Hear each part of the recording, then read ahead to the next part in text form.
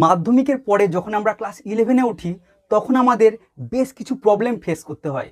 তার মধ্যে প্রথম প্রবলেম হচ্ছে আমরা সায়েন্স নেব, আর্টস নেব না কমার্স নেব। যারা 350 থেকে 500-র মধ্যে নাম্বার পেয়েছে তাদের যদি সায়েন্স নিয়ে পড়ার ইচ্ছা থাকে তাহলেও পাড়া প্রতিবেশীর ভয় কিন্তু তারা বলতে পারে না যে আমি সায়েন্স নেব, বা অনেকে কিন্তু ভয় পেয়ে যায় এবং তারা নিজের ইচ্ছাটাকে কিন্তু ওখানেই শেষ করে ফেলে। এটা গেল আমাদের প্রথম প্রবলেম। সেকেন্ড প্রবলেম হচ্ছে আমাদের সাবজেক্ট চুজ, কোন সাবজেক্ট নিয়ে আমরা পড়ব। দেখো, বাংলা ইংলিশ দুজনকেই পড়তে হবে। হ্যাঁ, সে তুমি সায়েন্স নাও, আর্টস নাও, কমার্স নাও, সবেতেই কিন্তু এই দুটো থাকবে। যারা সায়েন্সকে ভয় পাচ্ছ তাদের জন্য বলি, বায়োলজি কিন্তু প্রচণ্ড ইজি চ্যাপ্টার। তাহলে তোমার 3টে সাবজেক্ট কিন্তু এখানে হয়েই গেল। হ্যাঁ, আর 2টো সাবজেক্ট কষ্ট করে ফিজিক্স আর কেমিস্ট্রি, এই দুটোকে পড়ো, কষ্ট করে একটু পড়ো, কারণ নিজের স্বপ্নটা কিন্তু পূরণ করতে হবে। নিজের স্বপ্ন নিজেকেই পূরণ করতে হবে, কেউ করে দেবে না। 3টে সাবজেক্ট কিন্তু খুবই সহজ, বাংলা, ইংলিশ আর বায়োলজি। কষ্ট করে ফিজিক্স কেমিস্ট্রি পড়লেই তুমি কিন্তু নিট মেডিকেলের মতো পরীক্ষায় বসতে পারবে, যদি তোমার উচ্চ মাধ্যমিকে মাত্র 50% নাম্বার থাকে। তো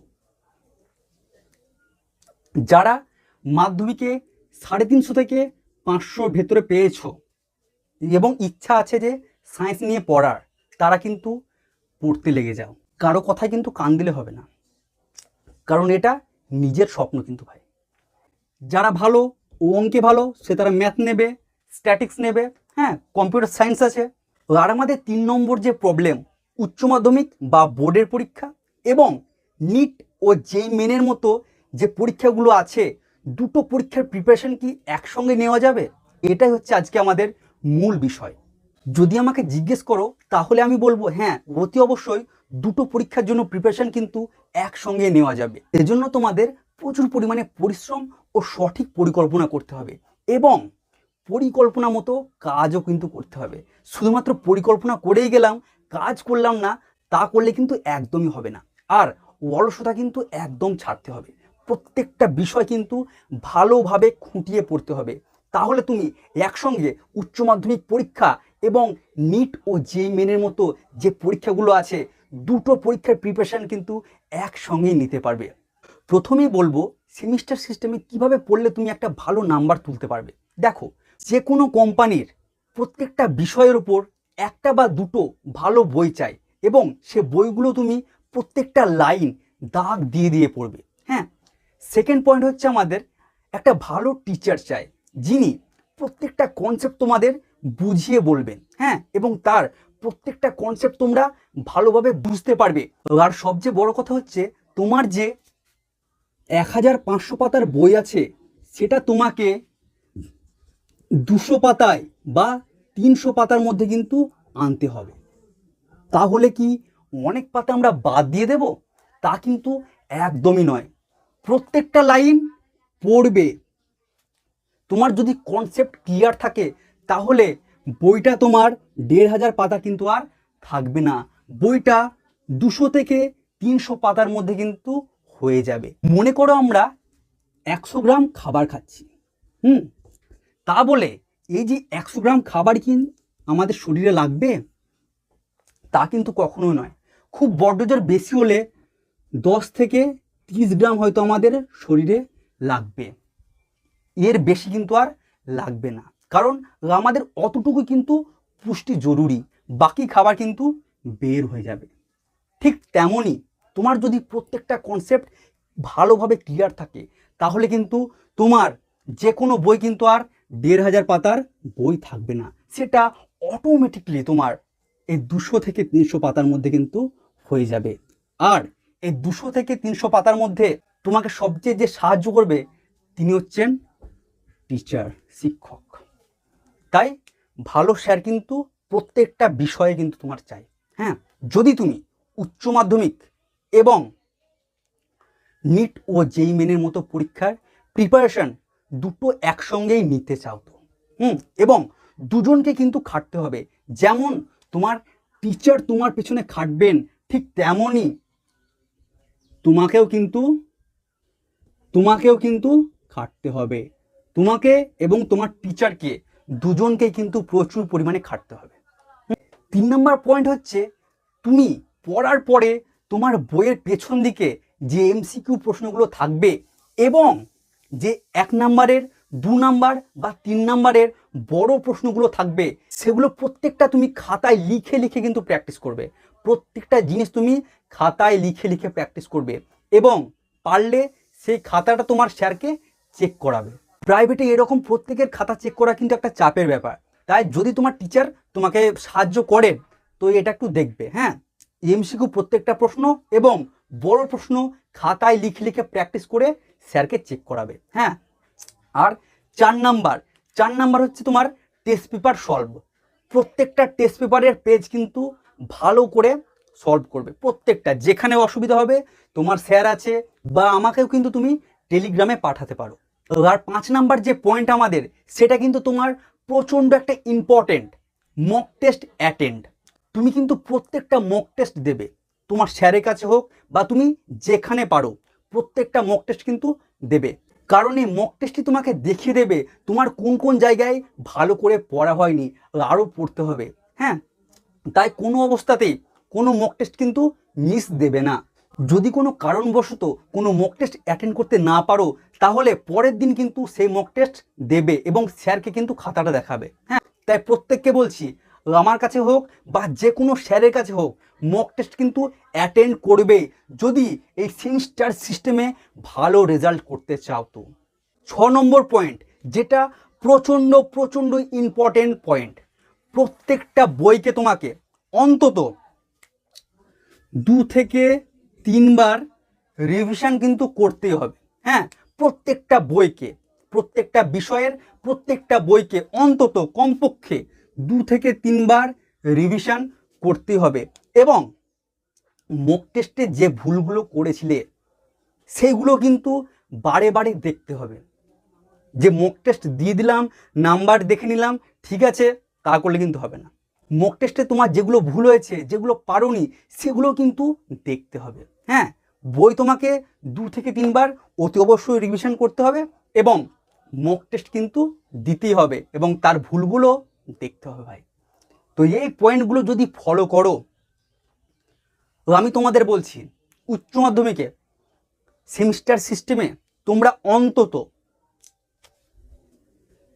80% উপর পাবে, একদম গ্যারেন্টি, শিওর। যদি কেউ ভালোভাবে পড়ে থাকো, কনসেপ্ট ক্লিয়ার করে থাকো এবং অতি অবশ্যই মাস্ট রিভিশন এবং প্রশ্ন প্র্যাকটিস। 80% যদি ওপর না পাও তখন আমাকে বলবে। আমি 80% অনেক কম বললাম, এটা 85% ধরে নাও। যদি না পাও তখন আমাকে বলবে। এবার আসি আমরা নিট ও জেইই মেনের মতো পরীক্ষায় ভালো র্যাঙ্ক করার জন্য আমরা কি কি করব। তো প্রথমেই হচ্ছে এনসিইআরটি বই, একদম ভেরি ভেরি ভেরি ইম্পর্টেন্ট একটা জিনিস, যেটার প্রত্যেকটা লাইন তোমাকে বুঝতে হবে। বিশেষ করে এনসিইআরটি ফিজিক্স বই একটু এলোমেলো করে দিয়েছে। হ্যাঁ, কিন্তু তুমি যদি বাংলা ফিজিক্স বইটাকে ভালো করে পড়ো তাহলে এনসিইআরটি ফিজিক্সটাকে তোমার না পড়লেও হবে। বা ডিসি পান্ডে বা এসসি ভার্মার যদি তুমি বই পড়ো তাহলে তোমার এনসিইআরটি ফিজিক্স না পড়লেও হবে। তাও আমি প্রত্যেককে বলছি এনসিইআরটি ফিজিক্স বইটাকে কিন্তু কিনবে। হ্যাঁ, কারণ আমরা অনেক সময় দেখি এনসিইআরটির লাইন তুলে কিন্তু প্রশ্ন দিয়ে দেয় বা এনসিইআরটির উদাহরণ থেকে মাঝে মাঝে অনেক প্রশ্ন কিন্তু নিট বা জেইই মেনের মতো পরীক্ষাতে আসে। 2 নম্বর হচ্ছে আমাদের ভালো টিচার। এখানেও কিন্তু তোমাকে টপ লেভেলের বা তোমার আশেপাশের ভালো টিচার তোমার কিন্তু চাই। তোমার যদি ভালো টিচার থাকে তাহলে তোমাকে কোনো কোচিং সেন্টারে ভর্তি হতে হবে না। 3 নাম্বার যেটা মাস্ট ইম্পর্টেন্ট, MCQ প্র্যাকটিস।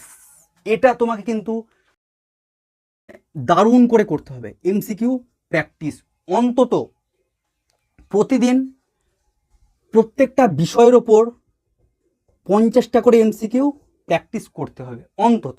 এবার অনেকে মনে করো ফিজিক্সের 25টা করলে, কেমিস্ট্রি 25টা করলে, বায়োলজি 50টা করলে, ম্যাথ 50টা করলে, হ্যাঁ, তো এইরকম করে কিন্তু তুমি ভাগ করে নিতে পারো, কিন্তু প্রত্যেক দিন এইটা কিন্তু করতে হবে। MCQ practice must.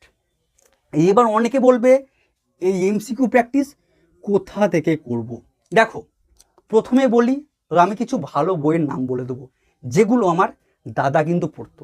আমার দাদা ওয়েস্ট বেঙ্গলে 56 র্যাঙ্ক করেছিল, এবং তখনকার দিনে এআই পিএমটিতে 4200 র্যাঙ্ক ছিল, আর 2022-এ কলকাতা মেডিকেল কলেজ সিএমসি, হ্যাঁ, বা এখন কেএমসি থেকে পাস আউট কিন্তু, হ্যাঁ, সে যে বইগুলো পড়তো তার নামগুলো কিন্তু আমি তোমাদের বলবো, কোনো বই কিন্তু আমি বাদ দেবো না। ফিজিক্স বলো, কেমিস্ট্রি বলো, বায়োলজি বলো, প্রত্যেকটা বই কিন্তু তোমাদের সামনে এনে ধরবো, এবং আমি যে বইগুলো করেছি যেই অ্যাডভান্সের জন্য, সে বইগুলো কিন্তু তোমাদের আমি দেখাবো। প্রত্যেকটা বই কিন্তু আমি তোমাদের খুলে দেখাবো একদম।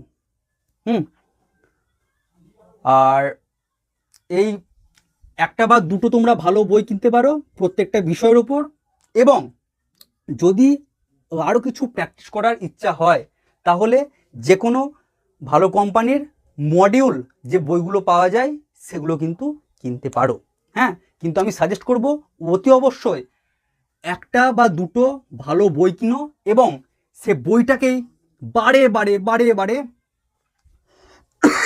প্র্যাকটিস করো, হ্যাঁ, এবং যদি পারো বা সামর্থ্য হয় তাহলে মডিউল কিনতে পারো, সেখানেও কিন্তু বেশ ভালো ভালো প্রশ্ন থাকে। এখানেও মক টেস্ট একটা গুরুত্বপূর্ণ বিষয়। তোমাকে প্রথমে চ্যাপ্টার ওয়াইজ মক টেস্ট দিতে হবে, এবং যখন তোমার প্রত্যেকটা চ্যাপ্টার ওয়াইজ মক টেস্ট দেওয়া হয়ে যাবে তখন তুমি গোটা বই ধরে একটা মক টেস্ট দেবে, হ্যাঁ, এই একটা নয়, একের বেশি, অন্তত 10টা তুমি মক টেস্ট দেবেই দেবে, হ্যাঁ। সবার শেষ যে পয়েন্ট সেটা ভাই সেই রিভিশন, হ্যাঁ, রিভিশন তোমাকে কিন্তু করতে হবে। এনসিইআরটি, ফিজিক্স, কেমিস্ট্রি, বায়োলজি এবং যাদের ম্যাথ আছে, ম্যাথ, এই 4টি বইকে অন্তত অন্তত এই 4টি বইকে অন্তত 5 থেকে 6 বার রিভিশন দিতে হবে, শুধুমাত্র ফিজিক্স, কেমিস্ট্রি, বায়োলজি, ম্যাথ। এবার হয়তো অনেকে ম্যাথ, ফিজিক্স, কেমিস্ট্রি, বা অনেকে বায়োলজি, ফিজিক্স, কেমিস্ট্রি, 3টে বই, বা যেমন তোমাদের কম্বিনেশান সেই অনুযায়ী এনসিইআরটি বইগুলোকে অন্তত 5 থেকে 6 বার রিভিশন কিন্তু দিতেই হবে। তাহলে তুমি খুব সহজেই উচ্চ মাধ্যমিক এবং নিট ও জেইই মেনের মতো পরীক্ষাগুলো দুটো প্রিপারেশন কিন্তু একসঙ্গেই নিতে পারো। আর তুমি যে মক টেস্টগুলো দেবে সেই মক টেস্টের যেখানে যেখানে ভুল করেছো সেগুলো কিন্তু বাড়িতে এসে আলোচনা করতে হবে। সেই প্রশ্নগুলো দেখতে হবে কেন ভুল হলো, কোথায় ভুল হলো, কি জন্য ভুল হলো, আমার কোন কনসেপ্ট ক্লিয়ার নেই, সেগুলো কিন্তু প্রত্যেকটা জিনিস তোমাদের দেখতে হবে। রিভিশন না করলে যে কোনো টপিক বা যে কোনো চ্যাপ্টার কিন্তু বেশি দিন মনে রাখতে পারবে না। প্রত্যেকটা চ্যাপ্টার ভালোভাবে কিন্তু 5 থেকে 6 বার রিভিশন করবে যদি একই বছরে উচ্চ মাধ্যমিক পরীক্ষা এবং নিট ও জেইই মেনের মতো পরীক্ষা ক্র্যাক করতে চাও। তো এবার তুমি যদি বোর্ডের পরীক্ষা ও নিট ও জেইই মেনের মতো পরীক্ষার তুমি যদি একটু পার্থক্য দেখতে চাও তাহলে তুমি দেখবে নিট ও জেইই মেনের মতো পরীক্ষায় তুমি শুধুমাত্র এনসিইআরটি বইটা বেশি পড়েছো আর প্রচুর পরিমাণে এমসিকিউ প্র্যাকটিস করেছো। এই দুটো জিনিস শুধুমাত্র তুমি নিট ও জেইই মেনের মতো পরীক্ষার জন্য বেশি করেছো। বাকি জিনিসগুলো কিন্তু তোমাকে বোর্ডের পরীক্ষায় এবং নিট ও জেইই মেনের মতো পরীক্ষায় করতে কিন্তু হবেই। নিট বা জেইই মেনের মতো পরীক্ষায় ক্র্যাক করার জন্য তোমার প্রথমেই প্রত্যেকটা বিষয়ে ভালোভাবে ক্লিয়ার কনসেপ্ট, ভালোভাবে কিন্তু তোমাকে প্রত্যেকটা জিনিস জানতে হবে। 2 নম্বর হচ্ছে তোমার স্পিড চাই, প্রত্যেকটা প্রশ্ন বুঝে তাড়াতাড়ি করতে হবে। আর 3 নম্বর হচ্ছে অ্যাকুরেসি, কম সময়ে কতগুলো সঠিক অ্যান্সার করতে পারছো সেটাও কিন্তু চাই। এই তিনটে জিনিস পূরণ হয়ে থাকে তাহলে তুমি নিট এবং জেইই মেনের মতো পরীক্ষা খুব সহজেই কিন্তু করতে পারবে, ক্র্যাক করতে পারবে। দেখো সত্যি কথা যেটা না বললেই নয়, সেমিস্টার পরীক্ষার একটা চাপ, সিলেবাস শেষ করার একটা চাপ, তারপরে নিট ও জেইই মেনের মতো প্রিপারেশন নেওয়া এবং প্রাইভেট যাওয়া, প্রাইভেটের স্যারের পড়া করা এবং স্কুল যাওয়া, প্রত্যেকটা জিনিসের মধ্যে কিন্তু একটু চাপ আছে, এটা আমিও মানি। কিন্তু কোনো কাজ কিন্তু অসম্ভব নয়। আমি বিশ্বাস করি আমার ভাই বোনরা এই জার্নিটাকে চাপ বলে মনে করবে না। অত কাপুরুষ তারা নয়, তারা এই জার্নিটাকে উপভোগ করবে এবং প্রত্যেকটা জিনিস, এই স্কুল যাওয়া, এই প্রাইভেট যাওয়া, এই নিটের প্রিপারেশন নেওয়া বা জেইই মেনের প্রিপারেশন নেওয়া, এগুলো প্রত্যেকটা জিনিসকে কিন্তু উপভোগ করো। যখন তোমার মন খারাপ করবে বা যেদিন তোমার পড়তে ইচ্ছা হবে না, সেদিন আমাদের গ্রুপে এসো, কথা হবে, প্রচুর আলোচনা হবে, গল্প হবে, হাসি হবে, মজা হবে, সমস্ত কিছু হবে। কিন্তু তারপরে কিন্তু আবার পড়তে হবে। তো আমাদের প্রত্যেক দিন কিন্তু সমানভাবে হয়তো কাজ করা হবে না, প্রত্যেক দিন হয়তো আমার এই 25টা করে প্রশ্ন প্র্যাকটিস করা হবে না, হয়তো আমার কোনো দিন শরীর খারাপ থাকবে। তা বলে কিন্তু আমরা কখনোই ভেঙে পড়বো না। একদিন আমরা হয়তো 4 ঘন্টা পড়তে পারি বা 5 ঘন্টা পড়তে পারি, কিন্তু পরের দিন আমরা সেইটাকে 10 ঘন্টায় নিয়ে যাব। দু একদিন আমাদের প্রবলেম হতেই পারে, কিন্তু প্রতিদিন কিন্তু ভাই করলে হবে না। তো এইভাবেই যা যা বললাম সেই মতো পড়ো, তারপর দেখো রেজাল্ট কেমন হচ্ছে। তো আজকের ভিডিও আমাদের এখানেই শেষ। যদি কারো কোনো প্রবলেম থাকে তাহলে প্লিজ কিন্তু আমাদের কমেন্ট করে বলবে, এবং যদি তোমাদের ভিডিওটা ভালো লাগে তাহলে সবার সঙ্গে শেয়ার করে দিও। আর যারা কোনো চ্যানেলটা সাবস্ক্রাইব করোনি প্লিজ চ্যানেলটা সাবস্ক্রাইব করো। খুব তাড়াতাড়ি তোমাদের সঙ্গে দেখা হচ্ছে পর্যায় সারণী পার্ট 3 নিয়ে। Bye bye.